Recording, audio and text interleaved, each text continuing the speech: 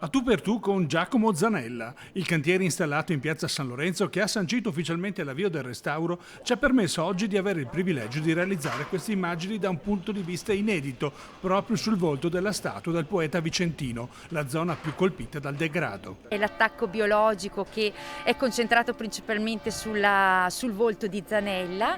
Tutta la fase di diagnostica e di prove di pulitura sarà concentrata su quella fase. Verranno fatte dei campioni preliminari che verranno condivisi passo a passo con la soprintendenza. Un punto di vista ravvicinato che una trentina di giovani restauratori potranno godere nell'avvicendarsi nelle 4 settimane di lavoro. Nel frattempo però anche il pubblico interessato potrà approfittare di un nuovo servizio. Quello che vedete è il QR, ci consente di andare in rete e vedere attraverso un'app tutti i fenomeni di degrado e le mancanze che potrà essere utile soprattutto al restauro ultimato. In teoria verso la metà di luglio questo intervento si concluderà. Il calendario prevede poi l'intervento sul monumento di Giuseppe Garibaldi in piazza Castello e a Vittorio Emanuele in piazza Duomo, un altro modo per restituire decoro alla città.